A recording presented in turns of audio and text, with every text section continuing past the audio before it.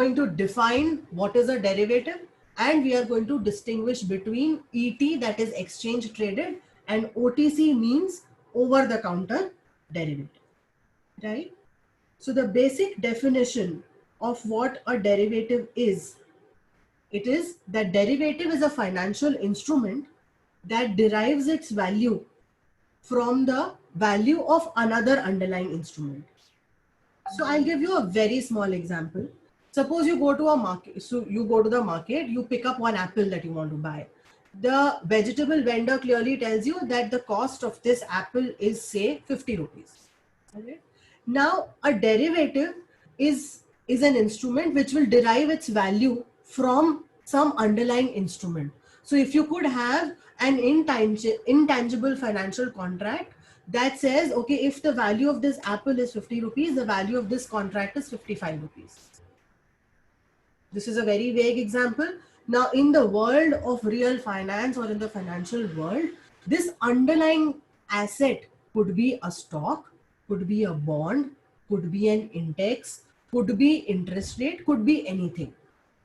So this derivative will derive its value or its price from something underlying. That underlying could be any other asset.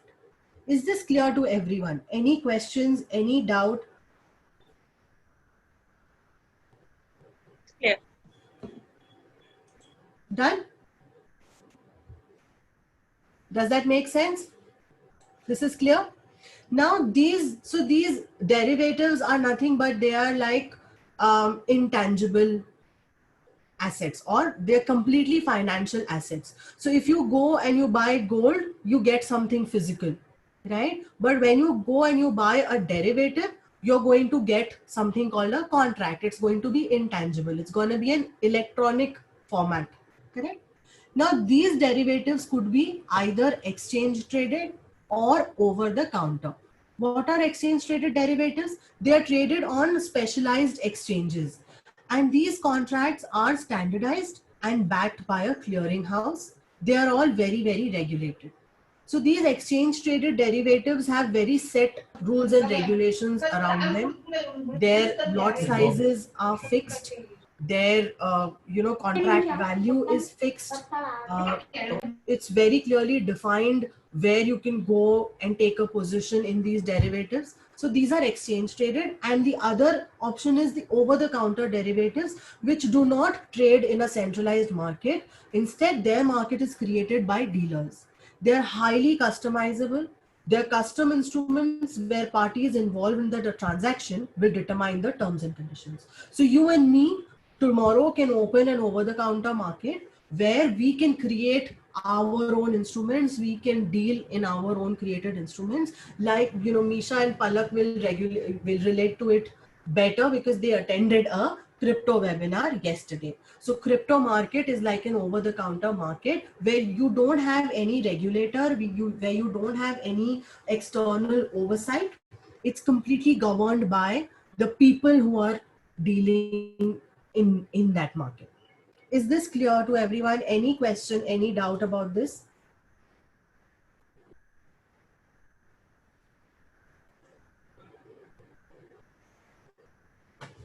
Misha wants to say something, I believe.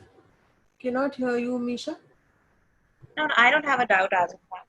All right, great. Okay. Next is define derivative and distinguish. So the same LOS is getting continued, and in that we have some extra points that we need to know. So some features of exchange traded derivatives are standardization leads to the creation of a more liquid market for derivatives. However, it comes at the cost of flexibility. So now if you compare an exchange traded derivative versus an over the counter derivative, both will have some set of advantages and disadvantages. Standardization leads to more liquidity at the cost of some flexibility. Now, market makers and speculators play a very, very important role in these markets. Whether we talk about exchange traded or OTC markets, people who have a good risk appetite, people who want to speculate, people who want to earn extra money using this mispricing, they are the people who are playing a very, very important role. They are those are the people who make these markets basically, right? The exchange is responsible for clearing and settlement through its clearing house. So you'll have three parties. One is the person who's doing the transaction. It could be retail guys like you and me. Then you'll have an exchange like an NSE or BSC, MCX, somebody like that.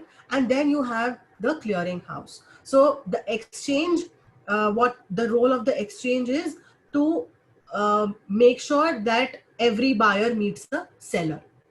So they provide counterparties to your trades, and then the clearing house is responsible for the settlement. The clearing house makes sure that all the parties abide by their commitment and nobody defaults.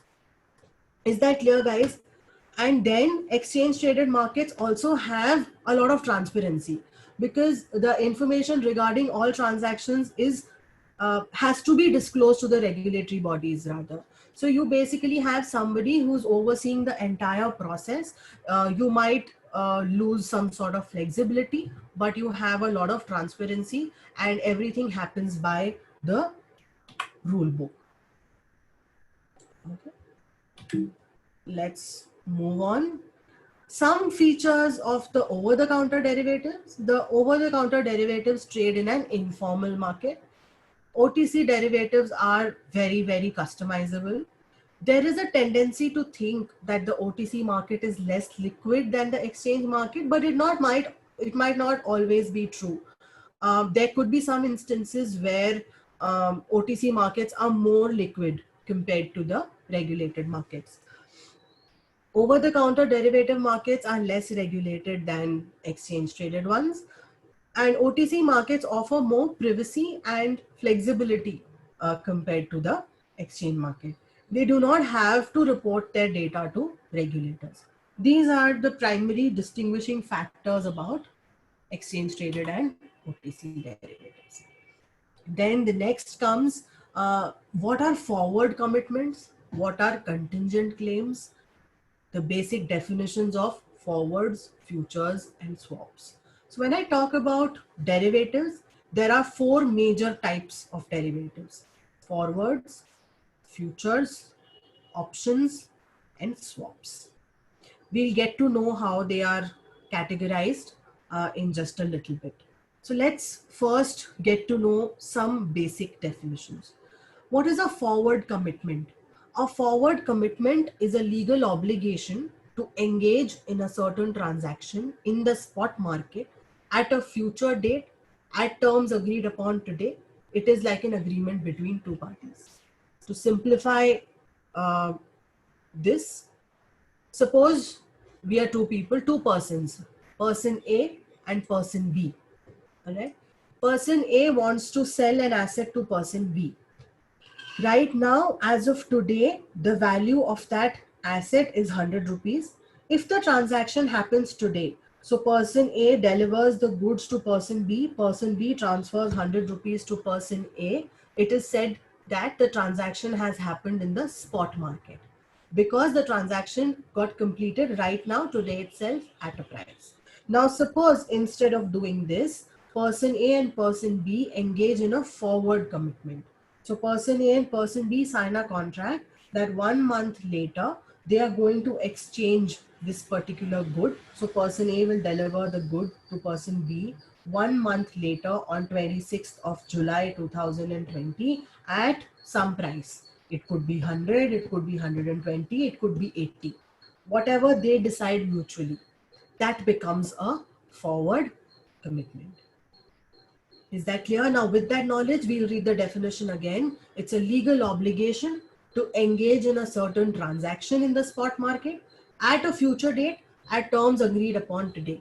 It is an agreement between two parties. Now, is it clear? Everybody understands what a forward commitment is? Any questions?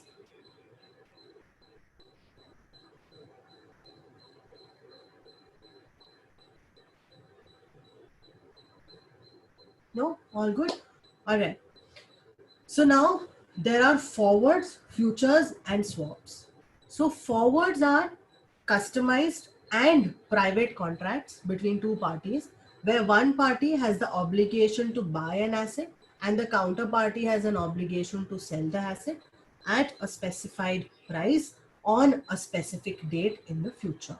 Exactly what we discussed, this transaction between party A and party B, which is going to take place 1 month later. This is an example of a forward contract. Now, similarly, you could have a futures contract.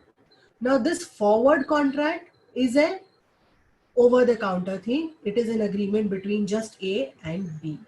Now, if you take this transaction and take it to an exchange, so then it becomes a futures contract.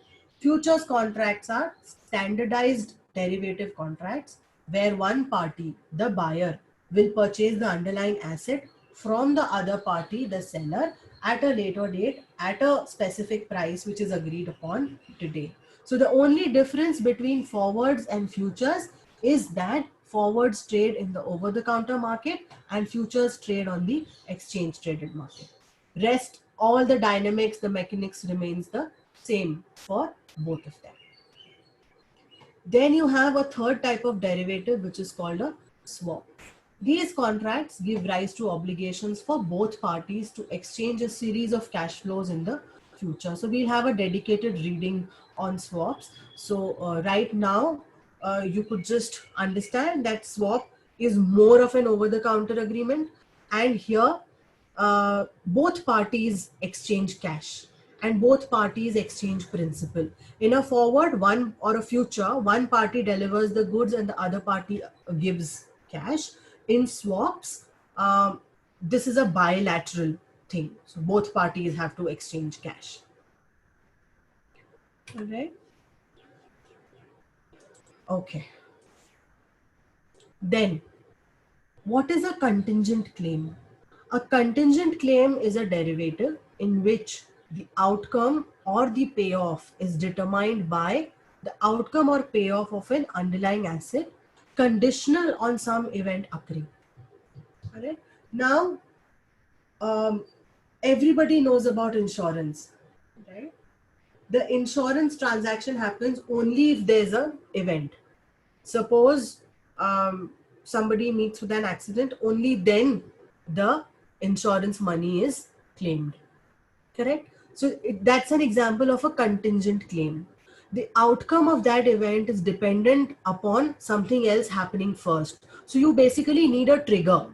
You need some trigger so that that transaction can happen. That is called a contingent claim. And options are one type of contingent claim. They are the fourth type of derivative instruments. These options give the right to the holder whether to execute that transaction or not. So options also have two parties, the buyer or the holder of the option and the seller, who's also called the writer of the option. Now I'm going to explain to you in detail what options mean. But whatever definitions I have explained, is that clear to everyone? Any doubts there?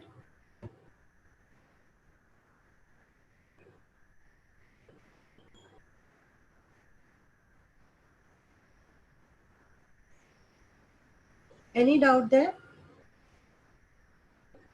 Anyone? Kunal, Nisha, Palak. I see a fourth person. I think some people left also. Anyways, so options are typically of two types. One is a call option and one is a put option. Now, I'm going to try and make it as simple as possible for you guys. Call option is the option which increases in value when the value of the underlying is going up. Put option increases in value when the value of the underlying asset is going down. This is my option. This is my asset. This is my option. This is my asset. This is the first thing that you should understand when I talk about a call option or the put option. Well, let's look at another example. Suppose right now you want to buy the stock of company A whose market price is 100 rupees. you feel as an investor that this stock is going to increase in value. Okay, so one way to benefit by this increase in expectation, expected price, is you buy and you hold the stock. Another way to benefit from this expectation is to go and buy a call option. Why? How? I will tell you now. I just told you that call options value increases when the value of the underlying goes up. So instead of buying the stock directly, what if you go and buy a call option on that? What a call option means, I'll just tell you, 1 second.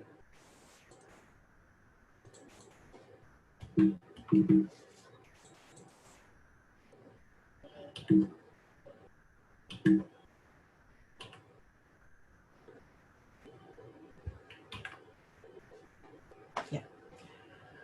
So this call option, so instead of buying the stock directly, you go and you buy a call option. What is call option? Call option is the right.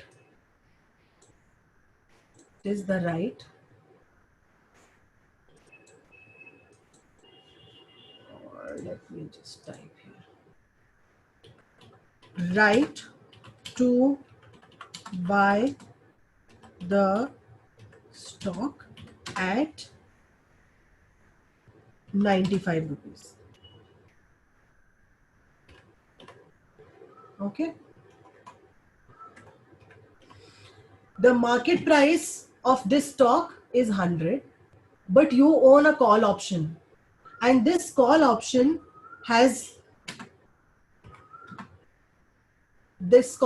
gives you the right to buy this stock at 95 rupees. Suppose you paid 3 rupees to buy the option.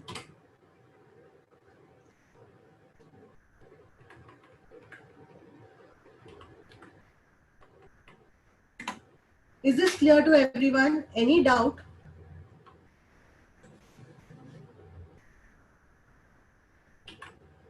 Any doubt here?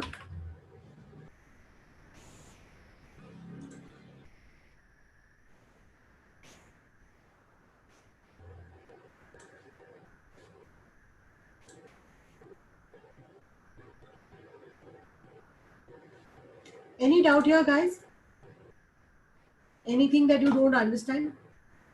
So now tell me, will you go and buy the stock or will you go and use this option that you have?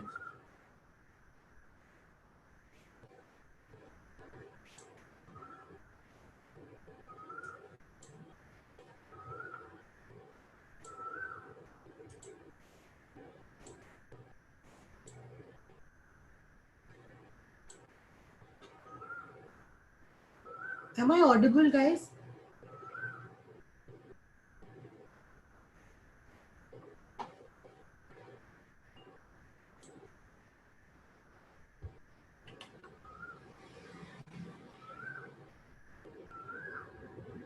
All right. So Palak says we will buy the stock at 95. Absolutely right, Palak. So what do you think is the actual buy price for you? If you buy the stock at 95, what do you think is the price that you actually got?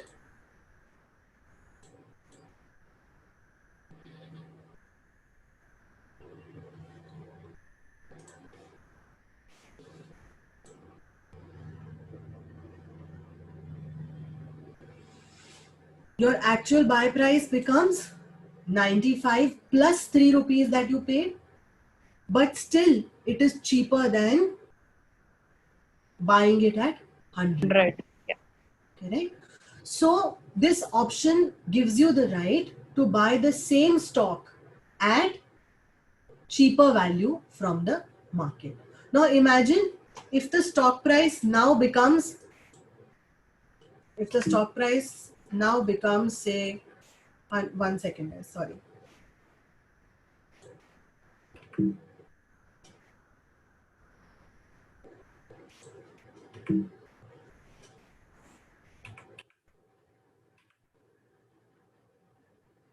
Yeah. Okay.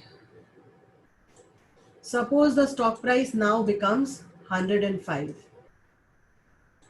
So now if the stock price, market price of this stock is now 105. So how much do you think you are saving? What is the value that you are getting? So 10 rupees you are saving here, minus 3, Yeah, so 7 rupees. 7 rupees. So you're still benefiting, you're getting a benefit of 7 rupees in this transaction. Correct? Now, as this stock becomes more and more expensive, the more valuable your call option keeps becoming. All right. Let's imagine another scenario where the stock price right now is 98 rupees. Now, what do you think you're going to do?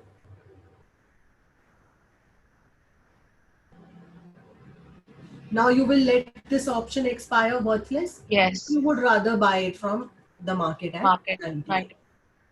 Right? So as this asset decreases in value, your call option becomes less and less worthy.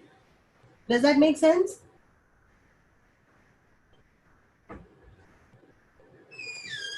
On the contrary, this put option, this increases in value when the price of your asset keeps going down.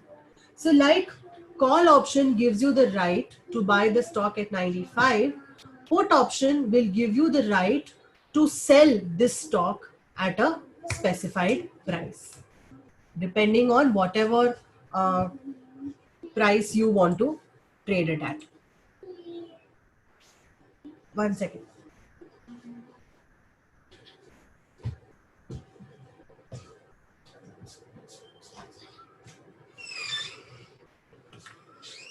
Okay, so let's look at the put option now. So put option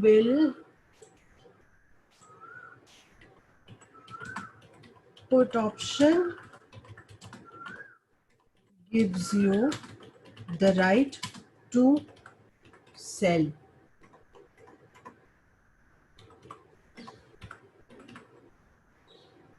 All right. What selling price you want? Suppose we put the selling price at say 105. Okay. Now, suppose the market price of the stock becomes 102. So do you think you will sell your asset in the market or you will do something else?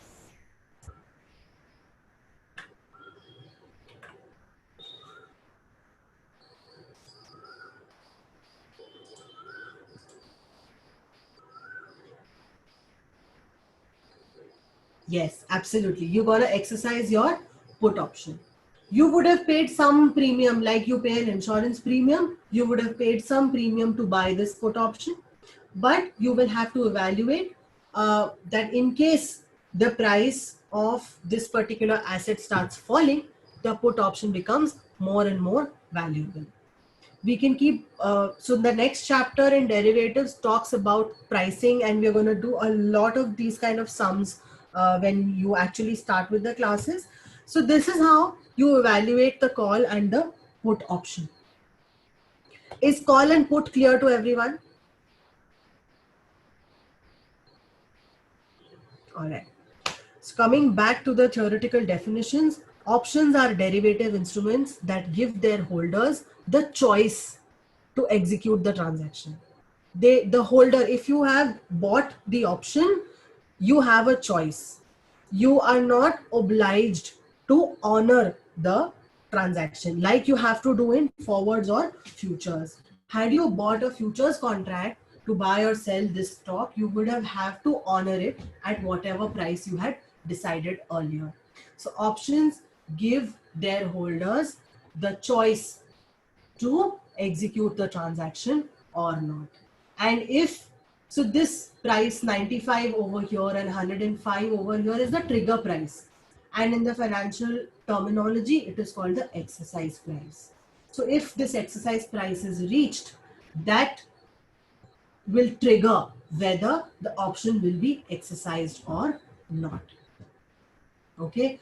Now, a credit derivative is a contract that transfers the credit risk from one party who is buying the credit protection to another party who is selling the credit protection. So the latter protects the former against a specific loss. Now, suppose I have taken a loan from HDFC Bank. So I am the credit borrower. HDFC Bank is a lender. Now, if HDFC wants to secure their position, so they will go to ICICI Bank and buy a credit derivative, wherein they will say, I am giving you a premium of X amount. In case Palak defaults on her obligation, ICICI Bank will have to pay back HDFC Bank. So HDFC Bank becomes the credit protection buyer, ICICI Bank becomes the credit protection seller. And my contract with HDFC is the underlying or asset for this credit derivative. Is that clear? Any questions? Okay. Another type of contingent claim comes when we talk about asset-backed security. All right. This is a derivative in which a portfolio of debt instruments is pooled and claims are issued on the portfolio in the form of tranches, which have different priority claims on the payments that come in from the pool. So in the CFA level 1 curriculum, we have a separate chapter dedicated to asset-backed securities under fixed income.